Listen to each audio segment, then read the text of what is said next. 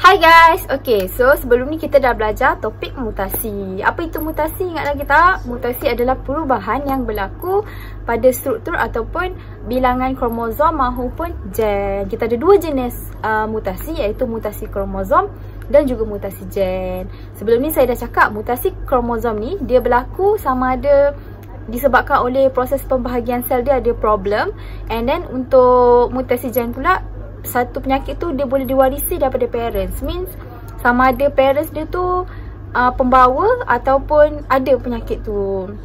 Hari ni apa yang kita nak tengok adalah nak tengok dua benda. Yang pertama, macam mana mutasi gen tu, penyakit tu boleh diturunkan daripada parents kepada anak-anak mereka.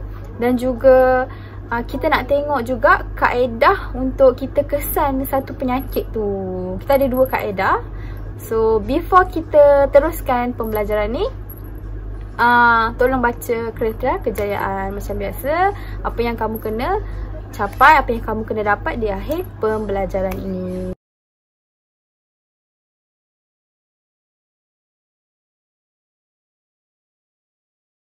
So, sekarang kita nak tengok macam mana penyakit gangguan gen ni boleh diwarisi daripada parents. Okay, kita ada dua cara yang berbeza. Means that the first thing kita kena tahu adalah alel ni dia boleh bawa gen penyakit tu.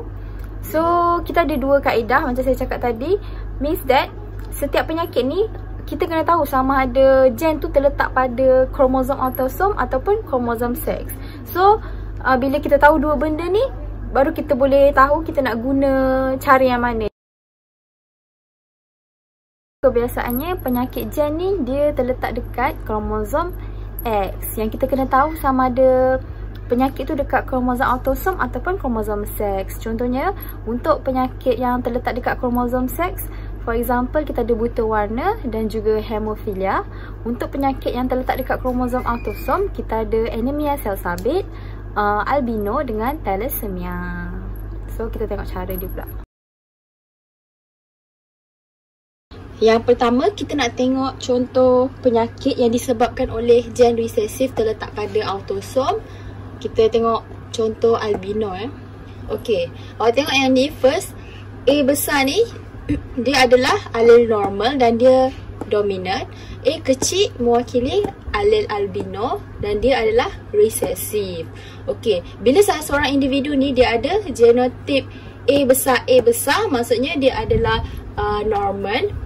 Kalau dia ada genotip A kecil, dia adalah penghidap albino ya. Tengok ni, dia penghidap. A kecil, baru dia penghidap. Kalau dia ada A besar, A kecil, dia adalah pembawa. Kenapa kita cakap dia pembawa? Sebab dia ada A besar, iaitu dominan. A kecil yang dia bawa gen albino tu. So, bila dominan campur dengan resesif, kita akan menangkan yang dominan. So, dia hanyalah pembawa albino. Dia bukan penghidap tapi dia pembawa. Kita tengok bapa dengan ibu ni kedua-duanya ada genotip A besar A kecil, bermakna kedua-dua parents ni adalah pembawa albino. So step yang pertama, kita tahu kan dah belajar pewarisan. Step pertama, dia punya genotip induk ni akan terbahagi kepada dua gamet. So bila terbahagi dua melalui proses meiosis, dia akan jadi A besar kat sini satu, kat sini A kecil.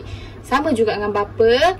And then step kedua, gamet bapa akan bersenyawa dengan gamet ibu. So yang pertama, gamet bapa yang ni bersenyawa dengan gamet ibu ni, kita akan dapat A besar. Seterusnya gamet bapa akan bersenyawa dengan yang lagi satu, gamet ibu. Sedapat A besar A kecil. Sambung lagi yang sebelah ni pula. Okey, gamet ni bersenyawa dengan this one, dapat A besar A kecil.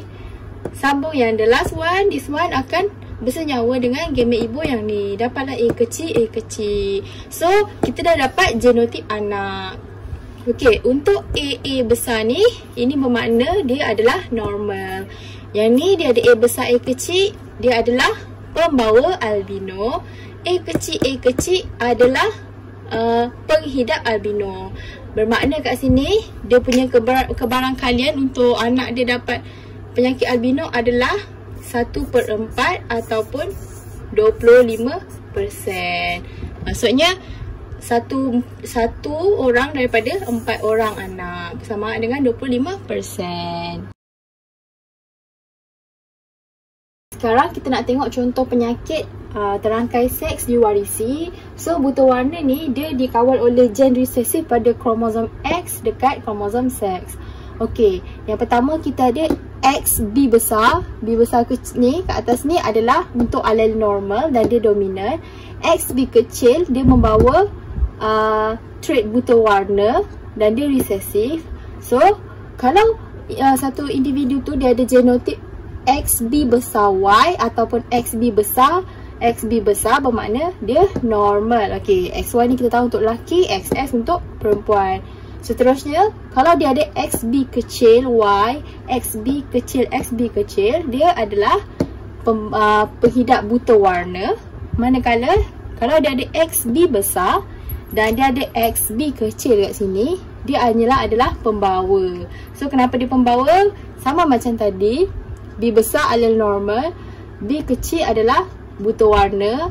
So since this one is dominant, so dia adalah orang yang normal lah, cuma dia bawa trait buta warna ni.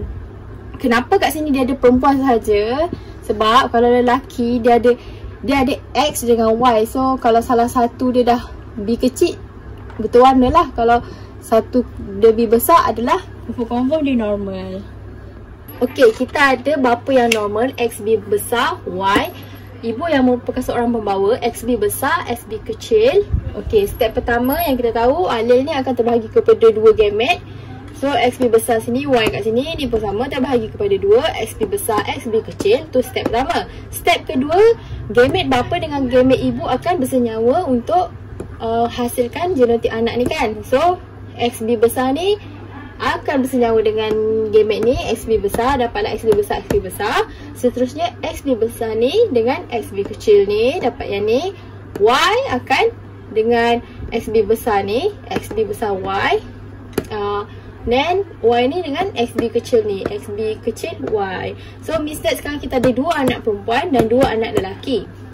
So anak perempuan yang pertama ni adalah normal. Okay, the second one ni adalah anak perempuan yang merupakan seorang pembawa. This one anak lelaki yang normal. Okey, sekarang ni kita ada seorang ni yang merupakan penghidap buta warna. So bermakna kebarangkalian untuk mereka dapat anak yang buta warna adalah 1/4 dan satu orang ni adalah lelaki. Tadi kita dah tengok macam mana gen penyakit ni dah diwarisi daripada parents kepada anak-anak. Sekarang kita nak tengok macam mana kaedah kita nak mengesan satu penyakit gen ni. So sebenarnya kita boleh kesan lagi awal, masa baby dalam perut lagi, masa tu ibu hamil minggu ke-15 hingga minggu ke-20. Kita guna kaedah amniocentesis dan juga kaedah karyotip. So kaedah ni digunakan adalah untuk kita kaji keabnormalan yang berlaku dekat sel bayi tu, sel fetus tu. And then masa tu baby tu dalam uterus mak dia. So sebelum kita gunakan kaedah ni, kita akan gunakan ultra bunyi untuk scan tengok baby tu dekat bahagian mana, and then selamat tak nak buat kaedah ni. Masa bila kita guna kaedah amniocentesis dengan kaedah karyotip ni, bila wanita yang mengandung tu dia umur dia 35 tahun ke atas. Sebab masa tu macam saya cakap, kromosom dah tak stabil sebab dia dah lewat usia. And then mungkin anak yang sebelum dia ada masalah penyakit gen, ataupun family dia ada history penyakit gen, ataupun masa dia buat blood test ataupun ultrasound ada nampak birth defect. So diorang akan buat ujian ni untuk kesan sama ada tak penyakit gen dekat baby tu yang dia nak lahirkan tu. So sekarang kita tengokkan kaedah yang pertama, iaitu kaedah amniocentesis. Dalam gambar rajah ni tunjukkan ada fetus yang berada dalam uterus ibu dia. Before kita teruskan dengan kaedah amniocentesis ni, kita kena tahu kedudukan bayi yang selamat menggunakan teknik ultra bunyi. Okey, bila kita dah tahu kedudukan bayi yang selamat tu, first step yang kita kena buat, kita akan masukkan jarum ni berhati-hati melalui bahagian abdomen ibu, and then dia akan menembusi dinding uterus. So bila dah masuk dekat sini ada bendalai amnion tau. Kita nak ambil sikit, kita ambil lah sikit bendalai amnion ni. Kita akan ekstrak keluar. Bila kita dah dapat bendalai ni, kita akan asingkan bendalai amnion ni dengan sel fetus. Maksudnya dalam bendalai amnion ni dia ada terkandung juga sel fetus. So kita nak asingkan dua benda tu. Once kita dah asingkan ni dah terasing lah. Kita cuma ada sel fetus dalam ni. Sel ni akan digunakan untuk dapatkan karyotik baby tadi tu. Untuk kaedah karyotik, sampel sel fetus ni kita akan tambah dengan bahan kimia untuk merangsang mitosis, means merangsang proses pembahagian sel. Lepas tu kita akan inkubasi selama 2 atau 3 hari. Dekat sini sel tadi, sel baby tu dia akan mengalami pertumbuhan, okey. Selepas tu bahan kimia lain kita tambah untuk stop the mitosis pula. Tadi kita tambah untuk merangsang mitosis. Sekarang kita nak stop mitosis dekat peringkat metafasa. Okey. Sel ni kita akan pindahkan dalam satu tube untuk diemparkan. So, bila kita dah emparkan, sel tu akan jadi pekat. Bila dah pekat, kita pindahkan lagi ke dalam tube yang baru yang ada bahan penetap. Selepas tu kita ambil sikit, kita titiskan dekat atas slide mikroskop. Kita tambah color sikit untuk nampak lebih jelas kromosom kita. After that, kita gunakan slide tu, kita tengok bawah mikroskop, kita ambil gambar dia. So bila dia dah ambil gambar, lepas tu dia akan print tau. Bila dia print, gambar kromosom tu kita akan potong, kita akan susun ikut pasangan. Macam sebelum ni kita tengok kan karyotik yang ada 46 kromosom tu. So kita boleh kesan sebarang keabnormalan pada kromosom untuk kesan kalau ada penyakit gangguan gen. Okey, sebagai kesimpulan kita dah belajar macam mana kita nak tentukan penyakit gen ni diturunkan daripada ibu bapa kepada anak mereka. So ada dua cara, kita kena tahulah sama ada penyakit tu, dia punya gen penyakit tu terletak dekat kromosom X seks ke kromosom X autosom.